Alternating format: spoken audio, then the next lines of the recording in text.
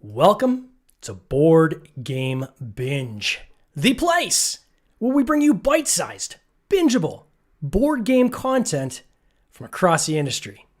I'm your host, James Staley, and in this episode, we're chatting with Kristen Mott, a homeschool mom of three who's taken her love of board games to the next level with a Kickstarter campaign for her first title, Dinosaur Exhibit. I love dinosaurs. Kristen, welcome to the binge. How you doing? I'm doing all right. Thank you so much for having me. Oh, it's great. I feel honored. Oh, it was when I saw this, Mike lined up this interview, our producer, and I was like, oh man, I love archaeology. When I was a kid, oh man, I would love getting into anything dinosaurs at all. And I'm sure your kids have been a massive inspiration for you on this game. Before we get into the game, though, I want to kind of dig into this background. So you're a mom of three. Your profile says that you do homeschooling, which is pretty cool. Now, is this something that started because of COVID, or was this like a pre-COVID kind of plan? No, this was pre-COVID. Okay. We were homeschooling before it was cool. I mean, none of my kids have been into a classroom. Yeah. It's something that we decided to do when my oldest, who's now 8, was 3, and we just decided we'd keep him home, till first grade. And I started researching homeschool, and I was like, you know what? I think we'll just do this for the long run. Oh, wow. And so all 3 of my kids have been homeschooled the whole time, and it's been great. It's a wonderful experience, and I wouldn't change it. I love it. How old are your kids? The oldest is 8, and then I have a 6-year-old and a almost 4-year-old. Wow. And what are the genders? The oldest is a boy, and the 2 younger are girls. Oh, nice. Now, I imagine they probably play together. That's a good spread of ages, but do they play often together, do you find, or? All the time. I mean, that's the majority of their time is spent at home, basically just playing together, and it's fantastic. I mean, there's issues there, just like any siblings, but they do spend just the majority of their waking hours playing together, playing and learning together, and it's great. And then, as with homeschooling, how long will it go for? Will it go till like grade 8, or is it going to high school, or like how does that work? Our plan is to go ahead and continue through high school. Wow. And then, if they want to go to college, we'll, cross that bridge when we get there. But yeah, that's the plan. Nobody has shown interest in wanting to go to school. And so we're just sort of doing our thing, I guess. What's amazing is that it's almost a forced thing now with a lot of schools and the lockdowns and so forth over the past couple of years. Quite a bit here, even in Canada where I'm located, 4 shutdowns, like full years of school where, they're learning from home, right? So being ahead of the curve is pretty cool.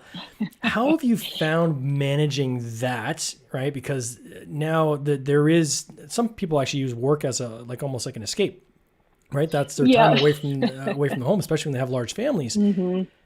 But there's no escape, right? So you right from the beginning of the day to the end of the day, it's all kids all the time. How have you managed that? And then on top of that, do things like work on board game design and so forth. It's yes, I mean they are there all the time. But it really, as far as working on my board game stuff and my prototypes, it's really been great to have them around. I work on it a lot of times just at the kitchen table, and they can come and go, oh, Mom, what's that? Tell me about this. And that's the way Dinosaur Exhibit itself, I tested it with my oldest the very first time. He saw it on the table, was like, what's this, Mom? We're going to try it out. It was, homemade pieces. And so just having it there, they're learning all the time. So it just sort of integrates into the day, and they're seeing me work on something that's important to me.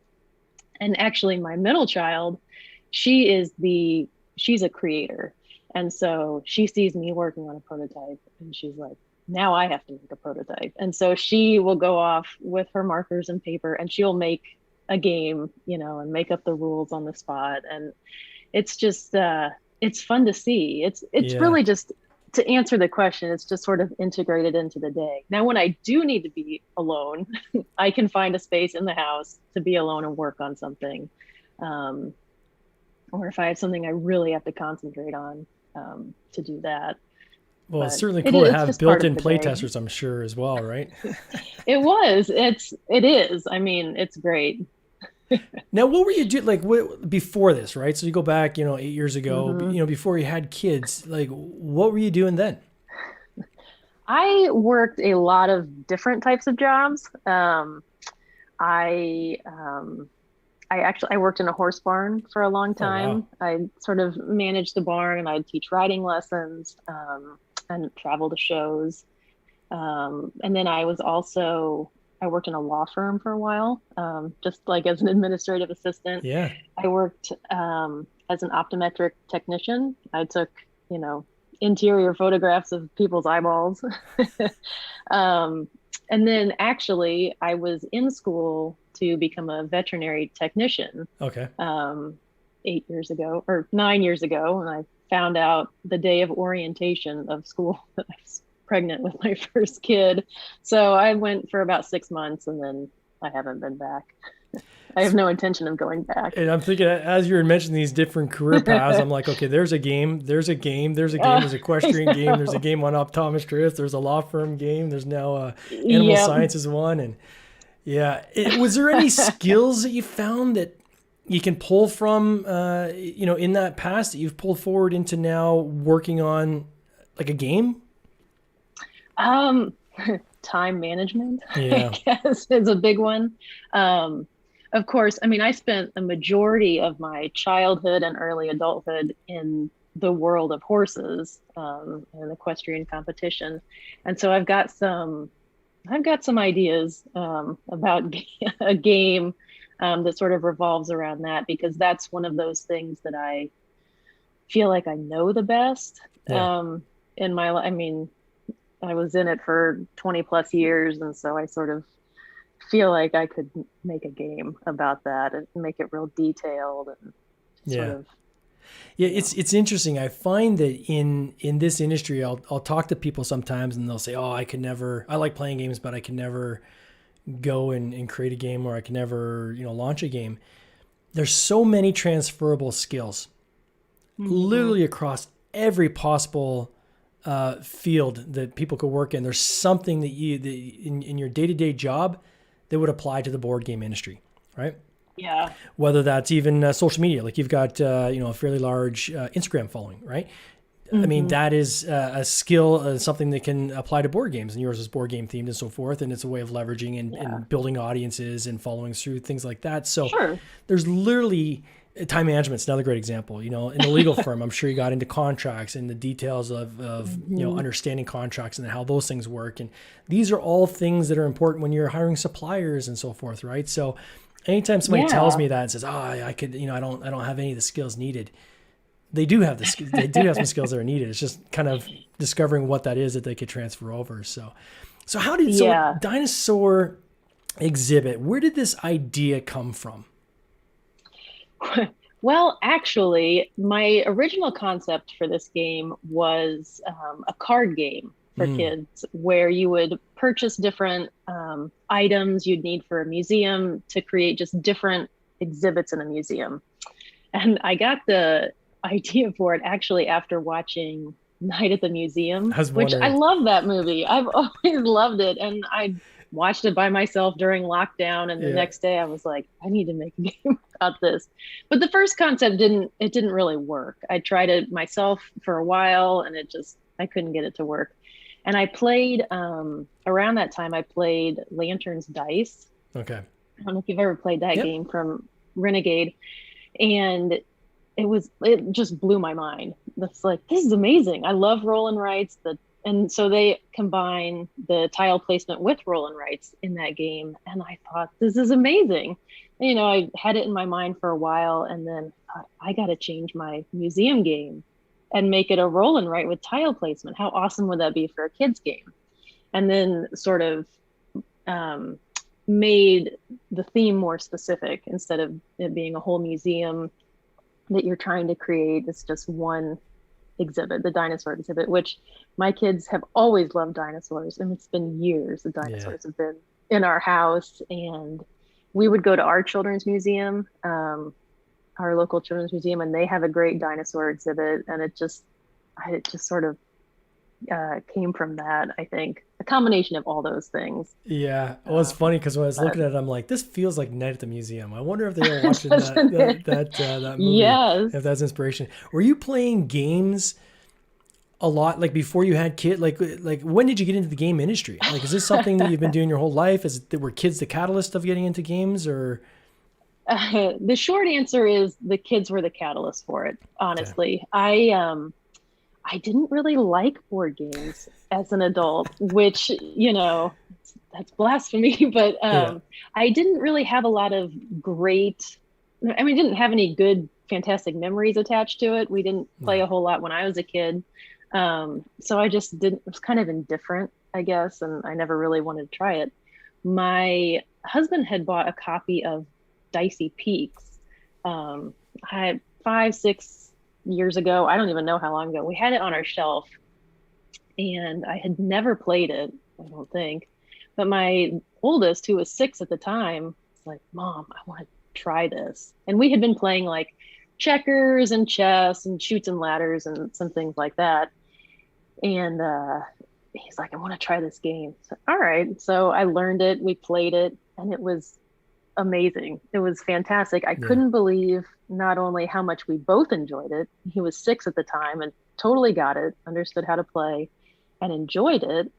And just, I could see different things that he was learning through playing the game. I mean, nothing, it just, you know, sportsmanship, taking turns. There's, you know, he had to analyze, and as strategically as he could at the time, you know, push his luck, play, just play and strategize with the game. And I thought, this is amazing. And so we got a few other kids games, because that was sort of what I was into at the time. It's like, oh, well, now we need to sort of integrate this into our homeschool.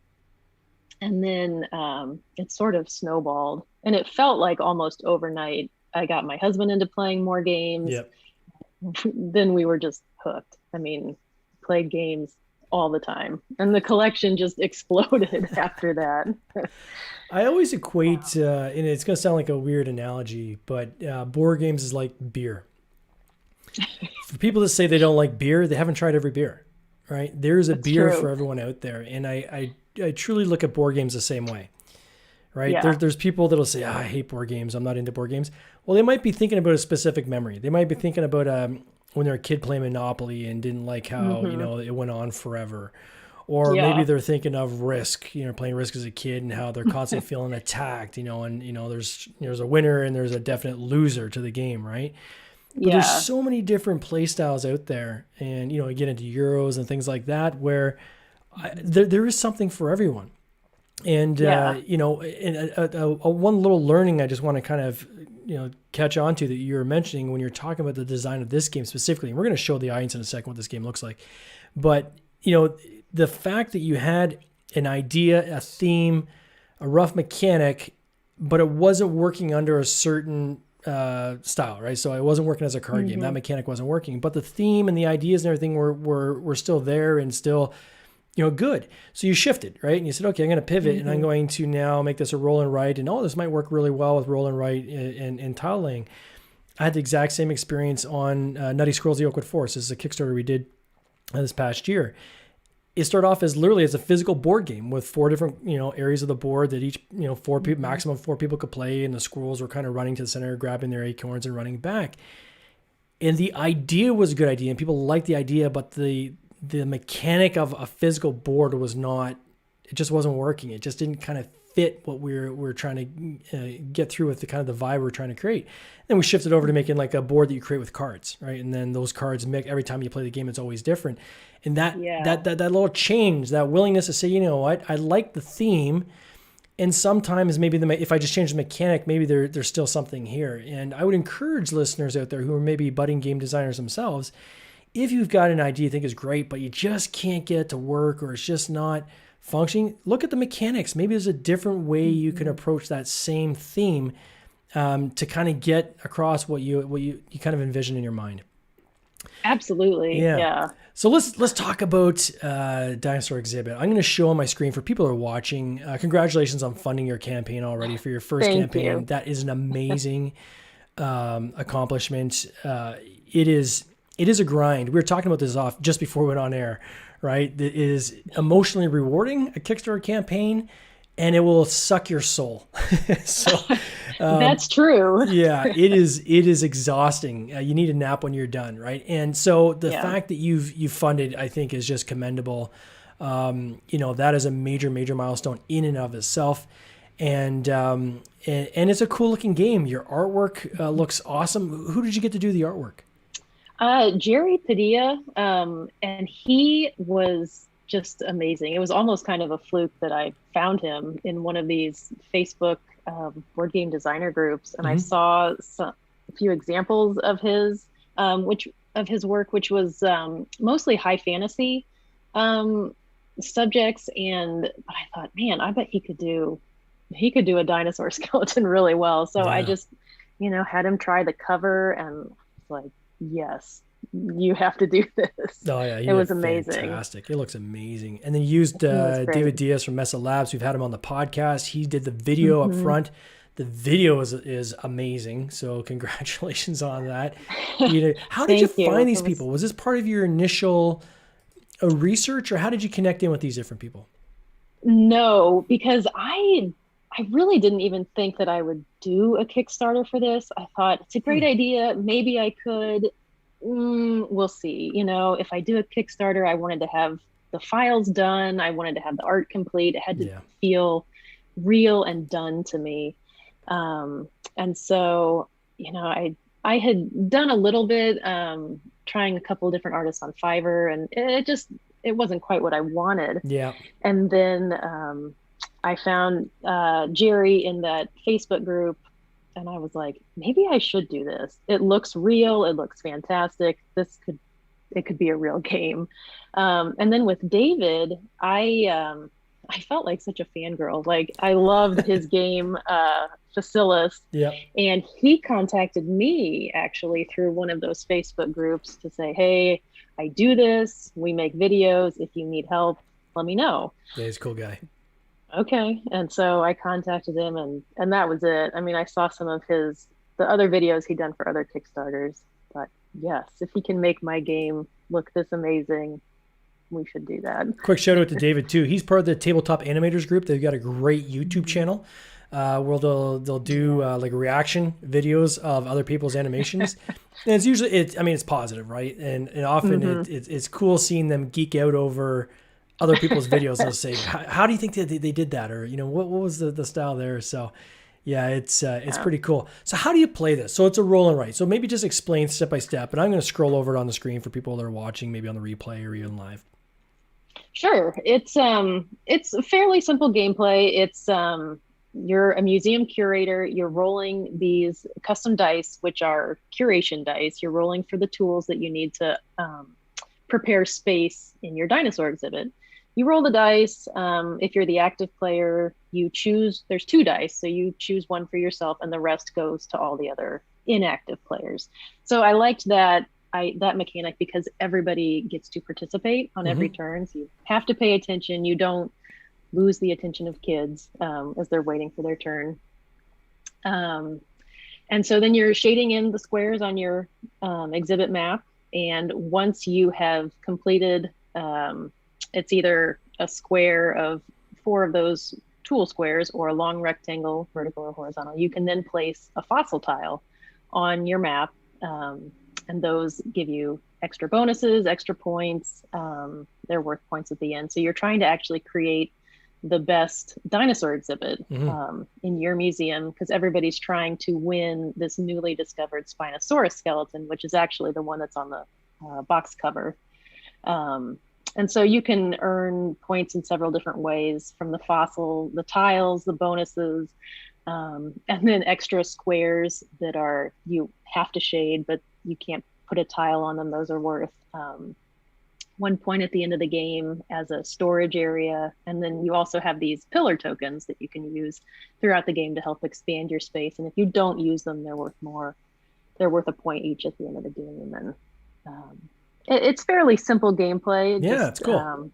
Does everybody use the same dice? So when you roll the dice, is it based on what kind of comes up? Everybody works off those same symbols? Yes, it's the same. The 2 dice are slightly different. So there's actually 7 symbols. Okay.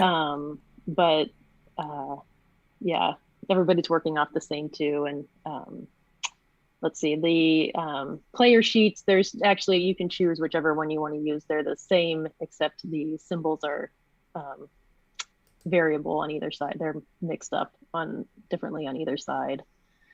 And do you find that, because sometimes the worry, I was talking to another group that had a roll and write, it was like a ship one, Voyages, which is really cool. And I kind of asked a question. I said, well, if everybody's working off the same dice roll, is there the chance that, they're going to have the same path and the same outcome? But their answer was that, very quickly, it just takes one decision that somebody makes that's different, and all of a sudden it goes off in a completely different direction. Is that the case here as well? Yeah, I think so. I mean, there's, those 7, or no, it's the 6 symbols, because one of them is a wild. It just in different patterns across the entire player sheet. So you see this one, you choose, where you want to shade it, and whichever, if you're just going for storage areas, or if you're going so that you can actually put down more fossils. It just, there's so many options to put wherever you want to. Yeah. And it's a great game for families too, right? So what would be the youngest age, would you say, would be able to play a game like this? I would say some 5-year-olds would probably be able to try it. When I was testing it with my son, he was 7 at the time when we were play testing it, and he loved it. He got it almost right away. Although some of my play testers have said their 5-year-olds got it. They got the concept right away and were, ready to try it. But my 5-year-old at the time, she got it, but there was no strategy there or anything quite yet. But I would say some 5-year-olds, but probably 6, 7, 8 and up would be best for those ages. And kudos to Justin Abels, who did your photography. I mean, the photography is awesome. His board game photography is just amazing. It's fantastic. And how did you find him? Were you just Googling and you found him and reached out, or were you already a fan? Or? No, we were connected on Instagram. We were just following each other on Instagram. I loved, all of his professional board game photography, and it's just fantastic. And he reached out to me and said, hey, if you need someone to do this, let me know. And of course, wow. I want you to take pictures of my game. It's amazing.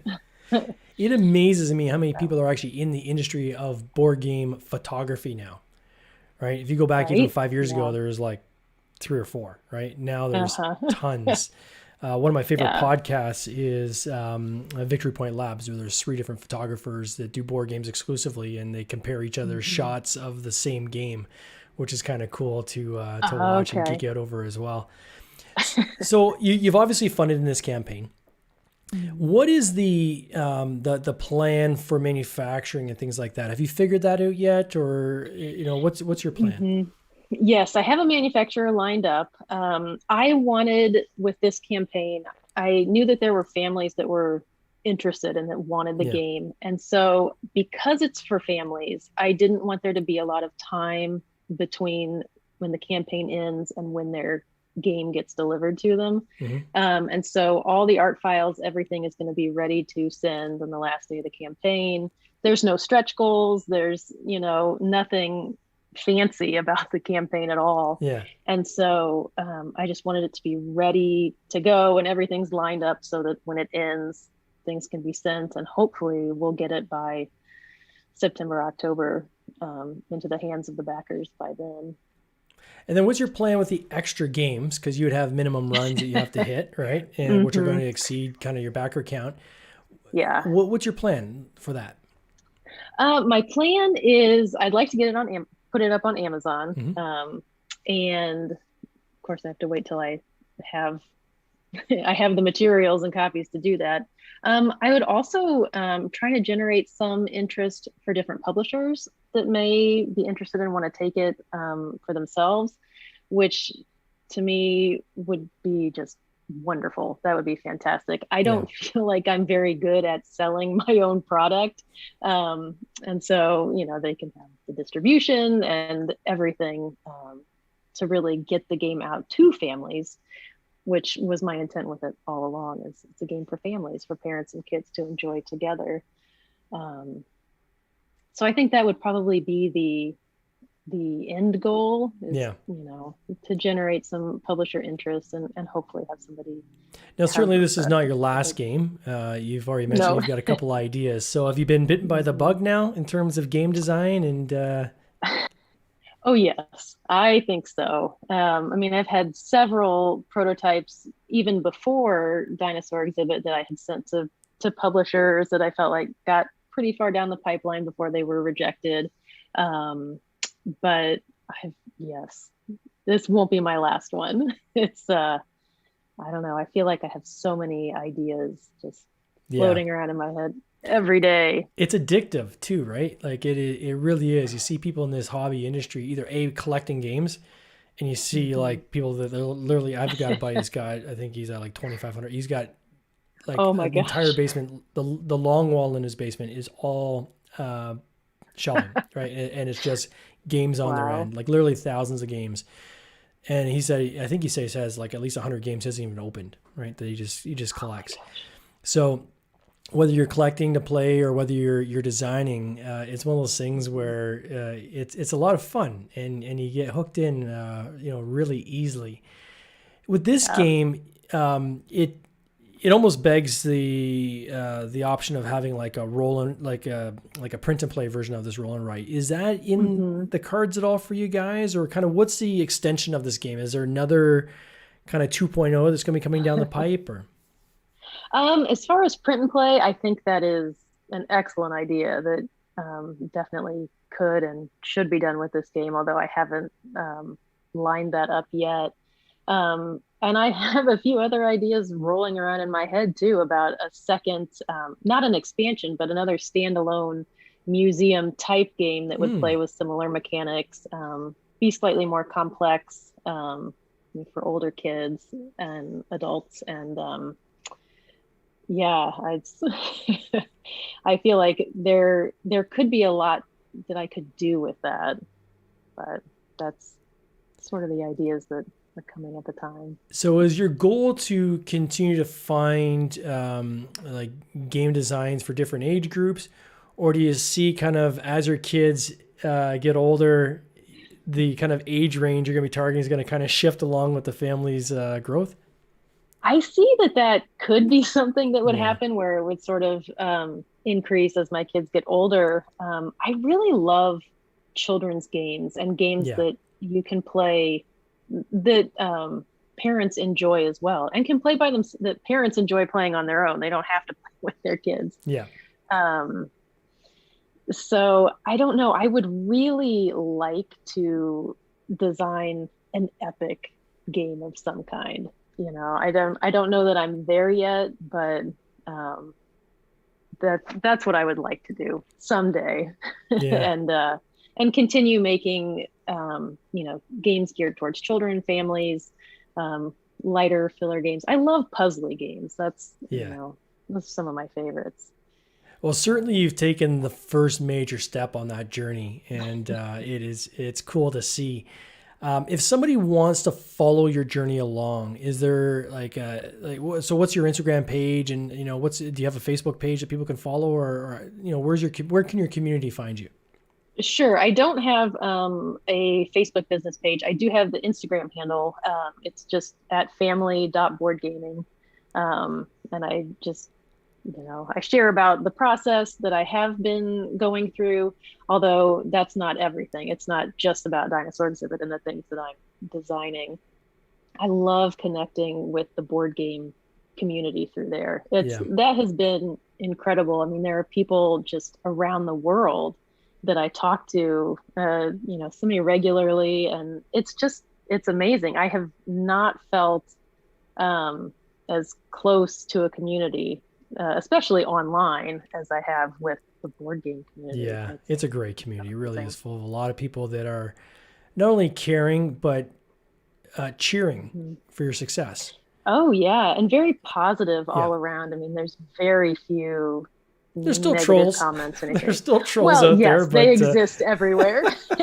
But they're few and far between. It's mostly a very positive experience. It is fantastic. Kristen, I want to wish you all the best on this campaign. Thank you. You've already funded it. I can't wait to see where it ends. And I hope when your next iteration comes, we can get you back on the podcast. Perfect. Thank you so much for having me. No worries. You take care. Cheers. You too. This has been an episode of the Board Game Binge podcast, hosted by James Staley, produced by James Staley and Mike Bruner, with original music by Nick Smith. If you would like to watch these interviews live, simply subscribe to our YouTube channel, Board Game Binge, and you'll get access to live interviews, giveaways, and interesting board game content from across the industry.